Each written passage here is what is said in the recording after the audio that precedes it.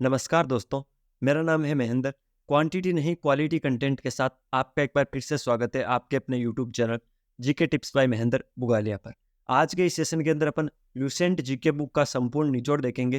Lucent GK book के जो important question है उन पर अपन चर्चा करेंगे। आप कोई से भी एग्जाम की तैयारी कर रहे हो, प्रत्येक एग्जाम की दृष्टि से ये क्लास रामबाण साबित होने वाली है। आपको चाहे साइंस, जियोग्राफी, हिस्ट्री, पॉलिटी, इसमें जो भी ल्यूसेंट जीके में क्वेश्चंस दे रखे हैं उनमें जो इंपॉर्टेंट क्वेश्चंस है जो सीधे सीधे एग्जाम में कई बार पूछे गए हैं और भावी एग्जाम में पूछे जा सकते हैं, उन पर अपन इस सेशन में चर्चा करेंगे। चलिए बिना किसी देरी के क्लास को शुरू करते हैं। पहला क्वेश्चन क्या है? भारत का क्षेत्रफल विश्व के कुल भौगोलिक क्षेत्रफल का कितना प्रतिशत है? तो 2.4%। यानी अगर विश्व का क्षेत्रफल टोटल 100% है तो उसमें से 2.4% पर भारत फैला हुआ है। अगला क्वेश्चन, विश्व की कुल जनसंख्या का कितना प्रतिशत भाग भारत में निवास करती है? तो भारत विश्व के क्षेत्रफल का तो 2.4% है और जनसंख्या का 17.5% है। तो दोनों फैक्ट को आप अलग अलग याद रखोगे कि भारत विश्व की कुल जनसंख्या का 17.5% साझा करता है, जबकि विश्व के कुल क्षेत्रफल का 2.4% में भारत फैला हुआ है। अगला क्वेश्चन, भारत किस गोलार्ध में स्थित है? तो उत्तरी पूर्वी गोलार्ध में स्थित है। ठीक है, तो भारत कहाँ स्थित है? यहाँ स्थित है, उत्तरी पूर्वी गोलार्ध में स्थित है। अगला क्वेश्चन, भारत की उत्तर से दक्षिण तक की लंबाई कितनी है? तो 3,214 किलोमीटर। यानी जम्मू कश्मीर से लेकर कन्याकुमारी तक 3,214 किलोमीटर उत्तर से दक्षिण तक भारत की लंबाई है। अगला क्वेश्चन, भारत की पूर्व से पश्चिम तक कितनी लंबाई है? तो 2,933 किलोमीटर। भारत की पूर्व से लेकर पश्चिम की लंबाई है 2,933 किलोमीटर। उत्तर से लेकर दक्षिण की लंबाई है 3,214 किलोमीटर। अगला क्वेश्चन, प्रकाश को सूर्य से पृथ्वी तक पहुंचने में कितना समय लगता है? तो 8 मिनट 20 सेकंड का समय लगता है प्रकाश को सूर्य से पृथ्वी पर पहुंचने में। अगला क्वेश्चन, भारत की मुख्य भूमिका दक्षिण नोक क्या कहलाता है? तो cap Comorin. Cap Comorin Bharat की मुख्य भूमिका दक्षिणी नोक है। अगला क्वेश्चन, सतपुड़ा और विंध्याचल के बीच कौन सी नदी बहती है? तो नर्मदा नदी। एक तरफ सतपुड़ा की पहाड़ियां है, दूसरी तरफ विंध्याचल पर्वत श्रृंखला है, उसके बीच में नर्मदा नदी बहती है। अगला क्वेश्चन, भारत का सबसे दक्षिणी बिंदु कौन सा है? तो इंदिरा पॉइंट भारत का सबसे दक्षिणी बिंदु है। अगला क्वेश्चन, कौन सी नदी अपने धारा बदलने के लिए प्रसिद्ध है? यानी कौन सी नदी है जो बार बार अपनी धारा को बदलती है? तो कोसी नदी। कोसी नदी बार बार अपनी धारा बदलने के लिए जानी जाती है। अगला क्वेश्चन क्या है? जोग जलप्रपात किस नदी पर स्थित है? तो शरावती नदी पर स्थित है जोग जलप्रपात, जो कि कई बार एग्जाम में सीधा सीधा पूछा गया है। जोग जलप्रपात किस नदी पर स्थित है? शरावती नदी पर। अगला क्वेश्चन, भारत की स्थल सीमा की लंबाई कितनी है? तो 15,200 किलोमीटर भारत की स्थलीय सीमा की लंबाई है। इंपॉर्टेंट है, ध्यान रखना, इसको 3 स्टार लगा लेना। 15,200 किलोमीटर भारत स्थलीय सीमा साझा करता है। भारत की तट रेखा की लंबाई कितनी है? तो 6,100 किलोमीटर तट रेखा। तट रेखा और स्थलीय सीमा अलग अलग होती है। स्थलीय सीमा यानी दो देशों के बीच में जो स्थल और स्थल के मध्य सीमा लगती है। तट रेखा का मतलब है भारत जो समुद्री सीमा टच करता है उसको तट रेखा बोलते हैं। तो भारत की तट रेखा की लंबाई है 6,100 किलोमीटर और स्थलीय सीमा की लंबाई है 15,200 किलोमीटर। भारत के किस राज्य की तटरेखा सबसे लंबी है? गुजरात। गुजरात राज्य की तटरेखा भारत में सबसे लंबी है। अगला क्वेश्चन, भारत के किस राज्य की तटरेखा सबसे छोटी है? तो गोवा। पहले वाले क्वेश्चन का जस्ट अपोजिट क्वेश्चन है।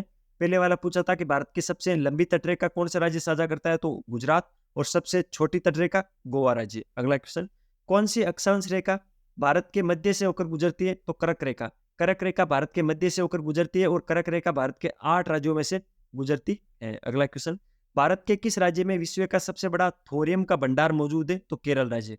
भारत के केरल राज्य में विश्व का सबसे बड़ा थोरियम का भंडार मौजूद है। इस चीज को आप हाईलाइट करोगे तो ये क्वेश्चन इंपॉर्टेंट बनता है। विश्व का सबसे बड़ा थोरियम का भंडार किस राज्य में मौजूद है? केरल राज्य में मौजूद है। अगला क्वेश्चन, किस राज्य में सबरीमाला स्थित है? तो केरल के अंदर सबरीमाला स्थित है। अगला क्वेश्चन, भारत में किस राज्य की सबसे लंबी तटरेखा है? गुजरात की अपन ने पढ़ लिया है। सबसे छोटी तटरेखा पूछे तो गोवा की है। भारत में जैव विविधता की दृष्टि से धनी स्थान है पश्चिमी घाट। जो पश्चिमी घाट क्षेत्र है वो भारत में जैव विविधता की दृष्टि से धनी स्थान है। अगला क्वेश्चन, भारत का कौन सा राज्य 3 ओर से बांग्लादेश से घिरा हुआ है? तो त्रिपुरा। भारत का जो त्रिपुरा राज्य है वो 3 ओर से बांग्लादेश से घिरा हुआ है। अगला क्वेश्चन, भारत में चंदन की लकड़ी के लिए प्रसिद्ध राज्य कौन सा है? तो कर्नाटक। कर्नाटक राज्य भारत में चंदन की लकड़ी के लिए प्रसिद्ध राज्य है। अगला क्वेश्चन क्या है? राष्ट्रीय वन अनुसंधान संस्थान कहाँ स्थित है? तो देहरादून। देहरादून कहाँ पर है? तो उत्तराखंड की राजधानी है देहरादून, वहां पर राष्ट्रीय वन अनुसंधान संस्थान स्थित है। अगला क्वेश्चन क्या है? भूमध्य रेखा के निकट किस तरह के वन पाए जाते हैं? तो उष्णकटिबंधीय वन पाए जाते हैं भूमध्य रेखा के निकट। अगला क्वेश्चन, मध्य प्रदेश का शिवपुरी राष्ट्रीय पार्क किस लिए महत्वपूर्ण है? तेंदुआ और चित्तल के लिए मध्य प्रदेश का शिवपुरी राष्ट्रीय पार्क महत्वपूर्ण है। आपसे यह भी पूछा जा सकता है शिवपुरी राष्ट्रीय पार्क किस राज्य में स्थित है? तो मध्य प्रदेश में है। किस लिए प्रसिद्ध है? तेंदुआ और चित्तल के लिए मध्य प्रदेश का शिवपुरी राष्ट्रीय पार्क प्रसिद्ध है। अगला क्वेश्चन, कुंगटी वन्य पशु विहार किस राज्य में स्थित है? हिमाचल प्रदेश के अंदर। तो ये भी क्वेश्चन इंपॉर्टेंट बनता है कि कुंगटी वन्य पशु विहार किस राज्य में स्थित है। जो पशु विहार है कोई ना कोई एग्जाम में पूछा गया तो मैंने इसमें इंक्लूड करने की कोशिश की है। और ल्यूसेंट जीके का सार संग्रह अपन पढ़ रहे हैं, ल्यूसेंट जीके के इंपॉर्टेंट क्वेश्चंस अपन पढ़ रहे हैं। अगर आपको वीडियो की क्वालिटी और कंटेंट की क्वालिटी पसंद आ रही है तो मैं आपसे रिक्वेस्ट करूंगा प्लीज दाल वाला बटन दबाकर चैनल को सब्सक्राइब जरूर करना, बेल वाला आइकन प्रेस करना, जिससे प्रतिदिन सुबह 6 बजे आपको एक तो करंट अफेयर की क्लास के नोटिफिकेशन मिल जाएगा। इसके अलावा प्रतिदिन एक सेशन और आता है जो अपना अलग अलग सब्जेक्ट के इंपॉर्टेंट क्वेश्चंस हो गए या कोई सब्जेक्ट का इंपॉर्टेंट चैप्टर हो गया या टॉपिक हो गया जो आपके समझ में नहीं आता है तो उसको अपन शॉर्ट नोट्स के माध्यम से कवर करते हैं। अच्छा सा कमेंट कर देना जिससे मुझे मोटिवेशन मिलेगा। आप थोड़ी सी मदद कर दिया करो, बाकी अच्छा कंटेंट लाने की जिम्मेदारी मेरी रहेगी। अगला क्वेश्चन, अस्थायी लोकसभा अध्यक्ष को क्या कहते हैं? प्रोटेम स्पीकर बोलते हैं। जो अस्थायी लोकसभा अध्यक्ष होता है उसको प्रोटेम स्पीकर बोलते हैं। अगला क्वेश्चन, 10वीं अनुसूची अर्थात दल बदल के आधार पर लोकसभा के सदस्यों की निज योग्यता से संबंधित प्रश्नों का निर्णय कौन करता है? लोकसभा का अध्यक्ष करता है। इंपॉर्टेंट है पॉलिटी की दृष्टि से, इसको आप 3 स्टार लगा। जो 10वीं अनुसूची है उसके अंदर दल बदल के आधार पर लोकसभा के सदस्यों की निज योग्यता से संबंधित प्रावधान है। तो उन निज योग्यता से संबंधित प्रश्नों का निर्णय कौन करता है? लोकसभा का अध्यक्ष करता है। अगला क्वेश्चन, लोकसभा और राज्यसभा के सदस्यों की निज योग्यता से संबंधित प्रश्नों का निर्णय कौन करता है? तो राष्ट्रपति करता है। ठीक है। अगला क्वेश्चन, बजट किसके द्वारा पारित किया जाता है? तो लोकसभा के द्वारा बजट पारित किया जाता है। राज्यसभा है तो ऑप्शन में वो गलत होगा, लोकसभा के द्वारा बजट पारित किया जाता है। अगला क्वेश्चन, अविश्वास प्रस्ताव किस सदन में लाया जाता है? लोकसभा में लाया जाता है अविश्वास प्रस्ताव। अगला क्वेश्चन, वित्तीय बिल कहाँ पास किया जा सकता है? तो वित्तीय बिल भी लोकसभा में पास किया जा सकता है। अविश्वास प्रस्ताव लोकसभा में लाया जाता है, वित्तीय बिल लोकसभा में लाया जाता है और बजट लोकसभा के द्वारा पारित किया जाता है। लोकसभा में वर्ष में कम से कम कितने सत्र जरूरी है? वर्ष में 2 बार, वर्ष में 2 सत्र कम से कम होने जरूरी है। तो इससे एक क्वेश्चन आप ऐसा भी याद रखोगे कि प्रत्येक बैठक के बीच में 6 माह से अधिक दूरी नहीं होनी चाहिए। तो प्रत्येक 6 माह में लोकसभा की एक सत्र होना जरूरी है। तो वर्ष में कितने? 2 सत्र होंगे, ध्यान रखना। अगला क्वेश्चन क्या है? लोकसभा के लिए प्रथम आम चुनाव कब हुए थे? 1952 में। अपना देश 1947 में आजाद हो गया था, संविधान 1950 में लागू हो गया था, लेकिन लोकसभा के लिए प्रथम आम चुनाव कब हुए थे? 1952 में हुए थे। अगला क्वेश्चन, भूतपूर्व संसद सदस्यों को पेंशन व्यवस्था कब लागू की गई थी? 1976 में। 1976 में जो भूतपूर्व संसद के सदस्य हैं उनको पेंशन देने की व्यवस्था लागू हुई थी। अगला क्वेश्चन, लोकसभा का सदस्य बनने के लिए न्यूनतम आयु कितनी होनी चाहिए? तो 25 वर्ष। 25 वर्ष न्यूनतम आयु होनी चाहिए लोकसभा का सदस्य बनने के लिए। प्रधानमंत्री बनने के लिए भी न्यूनतम आयु 25 वर्ष ही चाहिए, क्योंकि जो लोकसभा का सदस्य होता है वो प्रधानमंत्री बन सकता है। तो लोकसभा का सदस्य बनने के लिए न्यूनतम आयु कितनी होनी चाहिए? 25 वर्ष। राज्यसभा का सदस्य बनने के लिए न्यूनतम आयु 30 वर्ष होनी चाहिए। कितनी? 30 वर्ष होनी चाहिए। इंपॉर्टेंट है, ध्यान रखना। अगला क्वेश्चन, किस संविधान संशोधन द्वारा मत देने की न्यूनतम आयु 18 वर्ष की गई? पहले मत देने की न्यूनतम आयु 21 वर्ष थी, लेकिन 61वें संविधान संशोधन अधिनियम 1919 के बाद में मत देने की आयु 18 वर्ष कर दी गई है। तो मताधिकार की आयु 18 वर्ष है और 61वें संविधान संशोधन अधिनियम 1919 के द्वारा इस आयु को 18 वर्ष किया गया था। अगला क्वेश्चन क्या है? भारतीय संसद का निम्न सदन किसे कहा जाता है? तो लोकसभा को। भारतीय संसद में 2 सदन होते हैं, लोकसभा और राज्यसभा। जो राज्यसभा होता है वो उच्च सदन होता है, लोकसभा निम्न सदन होता है। राज्यसभा स्थायी सदन होता है, लोकसभा अस्थायी सदन होता है। ठीक है, ध्यान रखना है, सारी चीज आप क्रिस्टल क्लियर कर देना। निम्न सदन लोकसभा को बोलते हैं। अगला क्वेश्चन, नीति निर्देशक तत्वों का क्रियान्वयन किस पर निर्भर करता है? जो डीपीडीएसपी होता है उनका क्रियान्वयन किस पर निर्भर करता है? तो नीति निर्देशक तत्वों में एक्चुअल में चीजें क्या है? राज्य के लिए अच्छी अच्छी चीजें हैं कि राज्य प्रत्येक नागरिक के लिए ये करेगा वो करेगा, अच्छी अच्छी चीजें करेगा। लेकिन राज्य वो चीजें कब कर पाएगा? जब सरकार के पास संसाधन उपलब्ध मात्रा में होंगे, तभी नीति निर्देशक तत्वों का क्रियान्वयन अच्छे से हो सकता है। अगला क्वेश्चन क्या है? भारतीय संविधान का कौन सा अंग समाजवादी व्यवस्था करने की प्रेरणा देता है? जो नीति निर्देशक तत्व है वो भारत के संविधान का एक भाग है और वो समाजवादी व्यवस्था करने की प्रेरणा देता है। अगला क्वेश्चन, राज्य के नीति निर्देशक तत्व एक ऐसा चेक है जो बैंक की सुविधा अनुसार अदा की जाएगी। ये कथन किसका है? ये केटी शाह का है। इस क्वेश्चन को आप 3 स्टार 4 स्टार 5 स्टार कितना भी लगा सकते हो। ये क्वेश्चन कई बार एग्जामों में सीधा सीधा पूछा गया है कि जो राज्य के नीति निर्देशक तत्व हैं डीपीडीएसपीजे एक ऐसा चेक है जो बैंक की सुविधा अनुसार अदा की जाएगी, ये कथन केटी शाह ने कहा था। अगला क्वेश्चन, विदेशी नागरिकों को भारत की नागरिकता प्रदान करने के लिए आवश्यक शर्त क्या है? 10 वर्ष तक भारत में निवास करे। अगर कोई विदेशी नागरिक 10 वर्ष तक भारत में निवास करता है तो भारत की नागरिकता ले सकता है। अगला क्वेश्चन क्या है? जीवाणु की खोज सर्वप्रथम किसने की थी? तो ल्यूएन हॉक ने। ल्यूएन हॉक ने जीवाणु की सबसे पहले खोज की थी। अगला क्वेश्चन, दूध के दही के रूप में जमने का कारण क्या है? तो लैक्टोबैसिलस जीवाणु। लैक्टोबैसिलस जीवाणु की वजह से दूध दही में परिवर्तित होता है। अगला क्वेश्चन, फलों का अध्ययन कहलाता है पोमोलॉजी। लॉजी का मतलब होता है किसी भी चीज का अध्ययन और पोमोलॉजी का मतलब होता है फलों का अध्ययन। अगला क्वेश्चन क्या है? टेलीविजन का आविष्कार किसने किया था? तो जे.एल. बेयर्ड। जे.एल. बेयर्ड ने टेलीविजन यानी टीवी का आविष्कार किया था। अगला क्वेश्चन, पीतल किन दो धातुओं का मिश्रण है? तांबा और जस्ता। तांबा और जस्ता धातु मिलकर पीतल धातु का निर्माण करते हैं। अगला क्वेश्चन, किस रंग का तरंग दैर्ध्य अधिकतम होता है? तो लाल रंग का तरंग दैर्ध्य अधिकतम होता है। इसकी वजह से लाल रंग हमें दूर से दिखाई देता है, इसीलिए खतरे का निशान भी लाल होता है। आंखों को सुकून देने वाला रंग होता है हरा, इसलिए हॉस्पिटल में पर्दे हरे कलर के होते हैं। ठीक है, सारे रंग, कहीं भी कोई भी रंग प्रयोग होता है तो उसका कुछ ना कुछ उद्देश्य होता है। ठीक है, लाल रंग खतरे का क्यों होता है? तरंग दैर्ध्य अधिकतम होती है, दूर से दिखाई दे देता है। ठीक है, तो ये सब्सक्राइब वाला बटन है, ये खतरे का निशान है, तो आप सब्सक्राइब कर दो और खतरे से टल जाओ। अगला क्वेश्चन क्या है? न्यूट्रॉन की खोज किसने की थी? तो जेम्स चैडविक ने न्यूट्रॉन की खोज की थी। अगला क्वेश्चन, विद्युत प्रतिरोध का मात्रक है। ओम विद्युत प्रतिरोध का मात्रक होता है। ओम को कुछ इस प्रकार से साइन किया जाता है। अगला क्वेश्चन, लाल रक्त कण का जीवन काल कितना होता है? तो 120 दिन का लाल रक्त कण का जीवन काल होता है। 120 दिन यानी 4 महीने का, लगभग 4 महीने का लाल रक्त कणिकाओं का जीवन काल होता है। लाल रक्त कणिकाओं का निर्माण कहाँ पर होता है? तो बोन मेरो अस्थि मज्जा में लाल रक्त कणिकाओं का निर्माण होता है और 120 दिन का इनका जीवन काल होता है। अगला क्वेश्चन, गोबर गैस में मुख्य रूप से क्या पाया जाता है? तो मीथेन गैस पाई जाती है गोबर गैस के अंदर। क्या पाई जाती है? मीथेन। अगला क्वेश्चन, प्रकाश वर्ष किसकी इकाई है? तो दूरी की इकाई है प्रकाश वर्ष। प्रकाश वर्ष किसकी इकाई है? दूरी की इकाई है। अगला क्वेश्चन, केचुए की कितनी आंखें होती है? तो केचुए के एक भी आंख नहीं होती है। अगला क्वेश्चन क्या है? दूध की शुद्धता का मापन किस यंत्र से किया जाता है? तो लेक्टोमीटर की सहायता से दूध की शुद्धता का मापन किया जाता है। इंपॉर्टेंट है, ध्यान रखना, 3 स्टार लगा लेना। अगला क्वेश्चन, राष्ट्रीय विज्ञान दिवस कब मनाया जाता है? 28 फरवरी को राष्ट्रीय विज्ञान दिवस मनाया जाता है। भोजन में उपस्थित ऊर्जा को मापा जाता है कैलोरी में। आप कोई भी फूड पैकेट खरीदते हो तो उसके पीछे KCA लिखा होता है, इसका मतलब कैलोरी है। वो फूड कितनी आपको एनर्जी देगा, कितनी ऊर्जा देगा, वो कैलोरी में डिनोट कर रखी होती है। अगला क्वेश्चन क्या है? हड़प्पा सभ्यता किस युग की है? तो कांस्य युगीन सभ्यता है। हड़प्पा एक कांस्य युगीन सभ्यता है। हड़प्पा सभ्यता की खोज किस वर्ष हुई थी? तो 1921 ईस्वी के अंदर हड़प्पा सभ्यता की खोज हुई थी।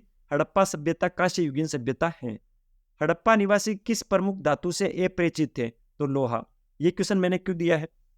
मैंने एक चीज नोटिस की है, पिछले कई सालों में ये क्वेश्चन आया है, हड़प्पा निवासी किस प्रमुख धातु से परिचित थे? उसमें ऑप्शन नंबर 1 में हमेशा लोहा लिखा आता है और बच्चे उसको सही कर देते हैं। लेकिन एक चीज हमेशा ध्यान रखना, हड़प्पा निवासी है वो लोहे धातु से अपरिचित थे। अगले क्वेश्चन पे चलते हैं। सिंधु घाटी सभ्यता में विशाल स्नानघर कहाँ पाया गया था? तो मोहनजोदड़ो में। सिंधु घाटी सभ्यता की जो मोहनजोदड़ो साइट है वहां पर विशाल स्नानघर पाया गया था। अगला क्वेश्चन, भारत में खोजा गया सबसे पुराना शहर कौन सा था? तो हड़प्पा भारत में खोजा गया सबसे पुराना शहर था। अगला क्वेश्चन, हड़प्पा सभ्यता में हल से जोते गए खेत के साक्ष्य कहाँ से मिले? कालीबंगा से। जो हड़प्पा सभ्यता की कालीबंगा साइट है वहां से हल से जोते गए खेत के साक्ष्य मिले थे। कालीबंगा का मतलब क्या होता है? कालीबंगा यानी काली है ना, तो काला तो कलर होता है, बंगा मतलब चूड़ियां, पंजाबी में बंगा चूड़िया को बोलते हैं, तो कालीबंगा का मतलब होता है काली चूड़ियां। कालीबंगा सभ्यता कहाँ पर है? तो राजस्थान के हनुमानगढ़ और गंगानगर जो जिले हैं उनके जो गग्गर नदी है उनके तट पर ये सभ्यता बसी हुई है। उनको काली चूड़ियों के नाम से भी जानते हैं, कालीबंगा के नाम से भी जानते हैं। यहाँ पर हल से जोते हुए खेत के साक्ष्य प्राप्त हुए थे। अगला क्वेश्चन, कालीबंगा स्थल राजस्थान के किस जिले में स्थित है? तो हनुमानगढ़ जिले में स्थित है। हड़प्पा सभ्यता का सर्वाधिक मान्यता प्राप्त काल कौन सा है? तो 2500 ईसा पूर्व से 1700 ईसा पूर्व हड़प्पा सभ्यता का सर्वाधिक मान्यता प्राप्त काल है। NCERT में भी यही लिखा हुआ है, 2500 ईसा पूर्व से 1700 ईसा पूर्व हड़प्पा सभ्यता का सर्वाधिक मान्यता प्राप्त काल है। अगला क्वेश्चन, भारत की आर्थिक राजधानी क्या है? तो मुंबई शहर को भारत की आर्थिक राजधानी कहा जाता है। अगला क्वेश्चन, जैन धर्म के प्राचीन आगम ग्रंथों की भाषा क्या थी? तो प्राकृत थी। जो जैन धर्म थे उसके प्राचीन आगम थे, उनके ग्रंथों की भाषा प्राकृत भाषा थी? अगला क्वेश्चन क्या है? किस चीनी शासक ने 1341 ईस्वी में मोहम्मद बिन तुगलक के दरबार में अपना राजदूत भेजा था? तो तोगन तिमूर। जो तोगन तिमूर चीनी शासक है, उसने 1341 ईस्वी में मोहम्मद बिन तुगलक के दरबार में अपना राजदूत भेजा था। मयूर सिंहासन किसने बनवाया था? तो शाहजहां ने मयूर सिंहासन का निर्माण करवाया था। इंपॉर्टेंट है, ध्यान रखना। अगला क्वेश्चन क्या है?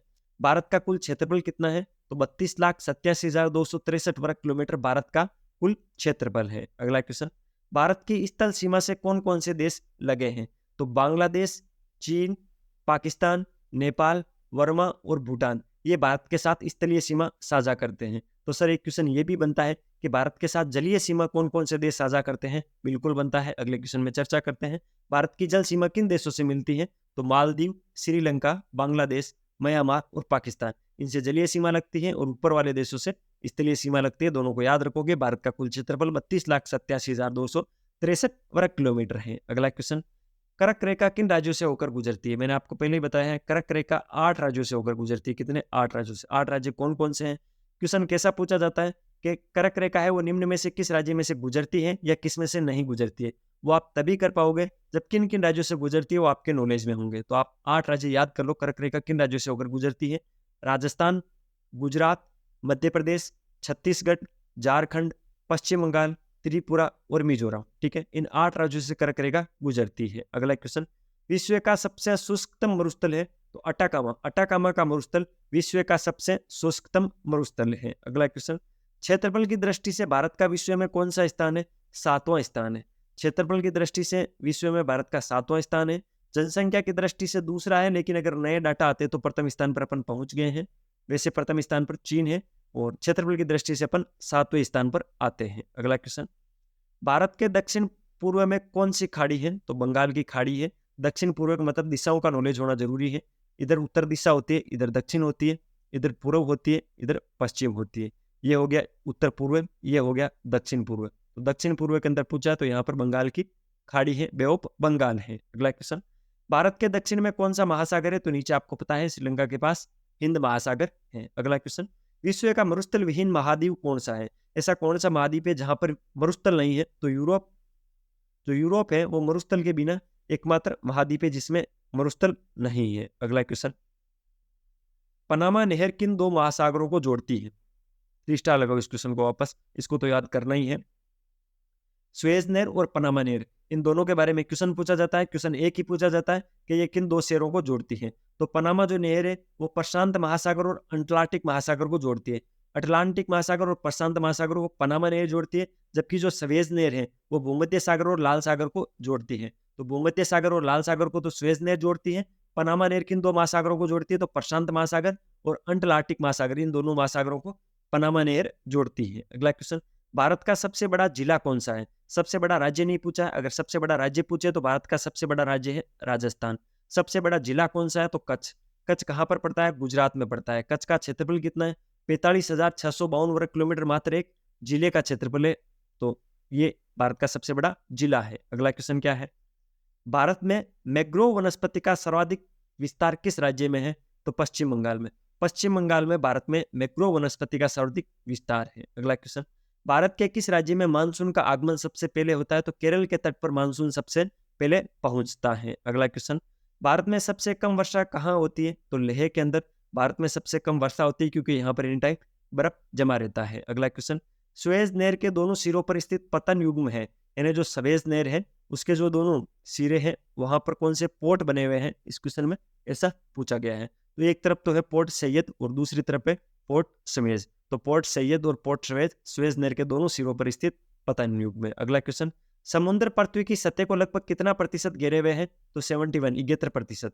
समुद्र है वो पृथ्वी की सतह को 71% तक घेरे हुआ है। अगला क्वेश्चन, किस महाद्वीप को विषमताओं का महाद्वीप कहा जाता है? तो एशिया महाद्वीप को विषमताओं का महाद्वीप कहा जाता है। अगला क्वेश्चन, दादरा और नगर हवेली भारत में शामिल करने से पूर्व किसके उपनिवेश थे? तो पुर्तगालियों के उपनिवेश थे। गोवा भी पुर्तगालियों के अंडर आता था। दादर नगर हवेली भारत में शामिल होने से पहले पुर्तगालों का उपनिवेश था। अगला क्वेश्चन, भाषा के आधार पर पहला कौन सा राज्य गठित किया गया था? तो आंध्र प्रदेश भाषाई आधार पर बना हुआ पहला राज्य है। इंपॉर्टेंट है। अगला क्वेश्चन, संविधान की आत्मा किसे कहा जाता है? तो प्रस्तावना को संविधान की आत्मा कहा जाता है। अगला क्वेश्चन क्या है?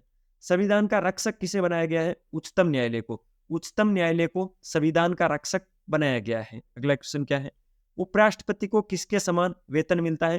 तो लोकसभा अध्यक्ष के समान उपराष्ट्रपति को वेतन मिलता है। क्वेश्चन को टू स्टार लगा लो। उपराष्ट्रपति को किसके समान वेतन भत्ते मिलते हैं?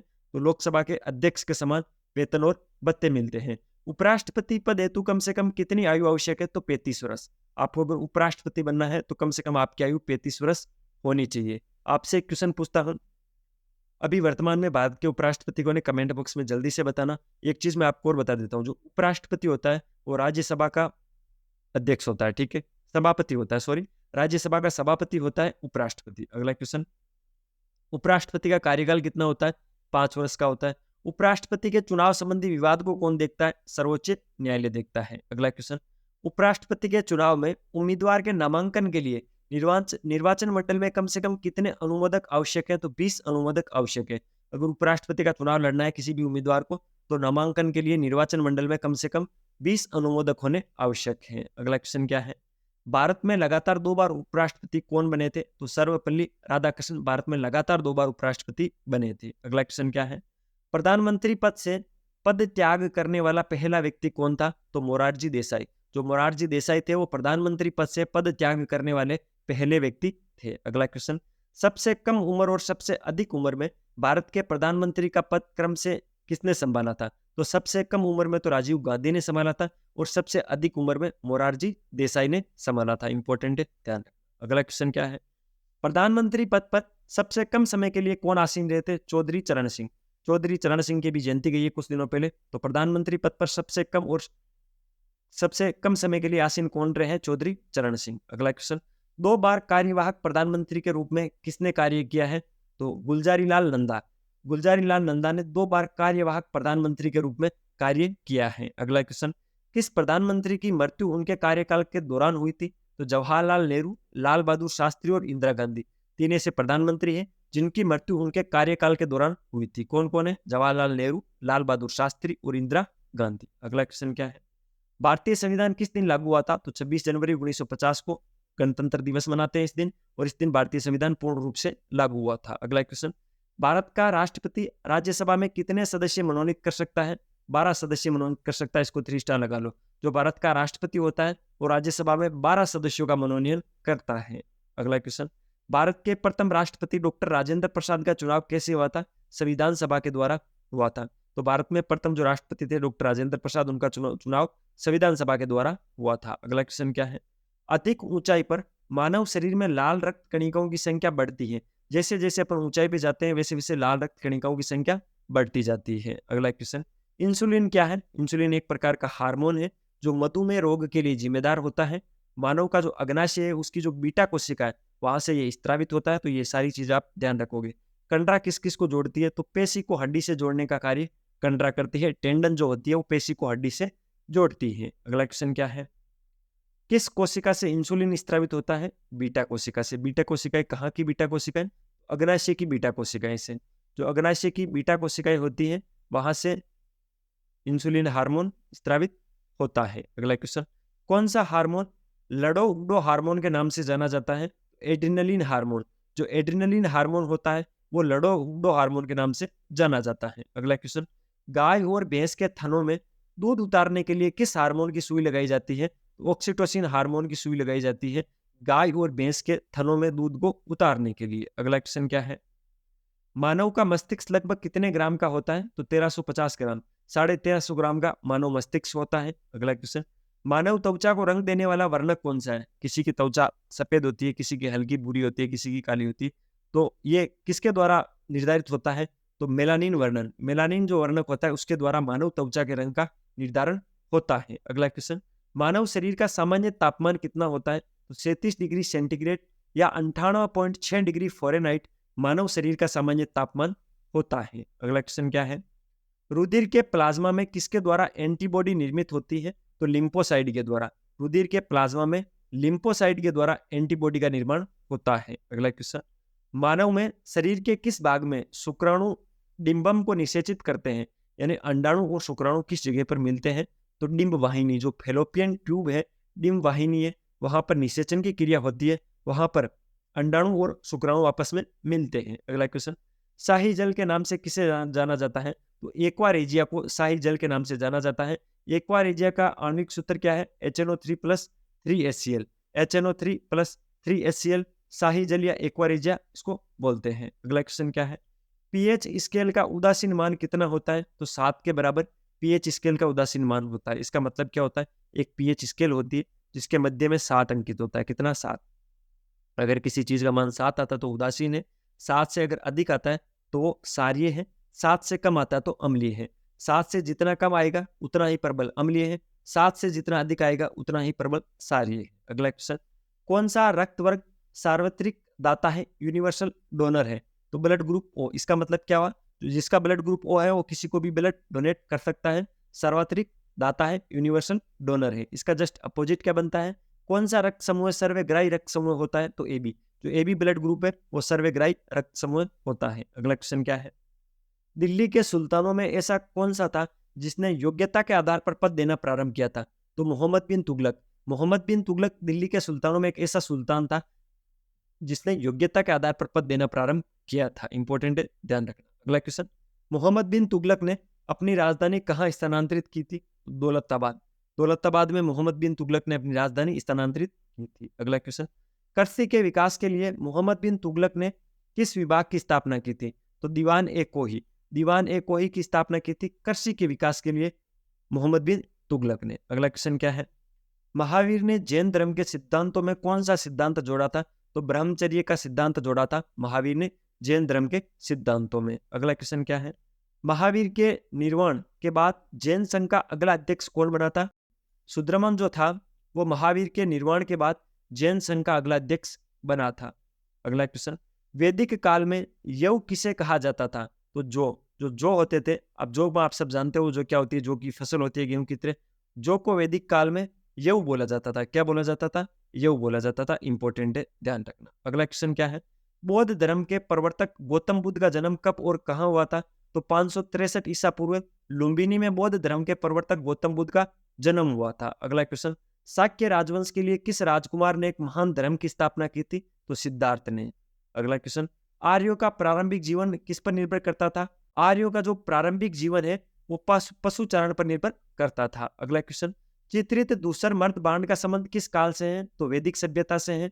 कनिष्क बौद्ध धर्म की किस शाखा का अनुयायी था जिसका प्रसार उसने मध्य एशिया व सुदूर पूर्व में किया था? तो महायान शाखा का। क्वेश्चन, कला की मथुरा शैली में मूर्तियों का निर्माण हुआ था रेड सैंड स्टोन से। अगर आपको वीडियो की क्वालिटी और कंटेंट की क्वालिटी पसंद आई तो मैं आपसे रिक्वेस्ट करूंगा, प्लीज लाल वाला बटन दबाकर चैनल को सब्सक्राइब करना, बेल वाला आइकन जरूर प्रेस करना, जिससे प्रतिदिन आपको नई क्लास की नोटिफिकेशन मिलती रहेगी और मुझे मोटिवेशन मिलता रहेगा। यह था ल्यूसेंट जीके इंपोर्टेंट क्वेश्चंस का पार्ट फर्स्ट। अपन 3 पार्ट में कंप्लीट ल्यूसेंट जीके का सार संग्रह देख लेंगे। जुड़े रहने के लिए चैनल को सब्सक्राइब कर देना। मिलते हैं नए सेशन के साथ, तब तक के लिए अपनी पढ़ाई जारी रखो, स्वास्थ्य का ध्यान रखो, टेक केयर, जय हिंद।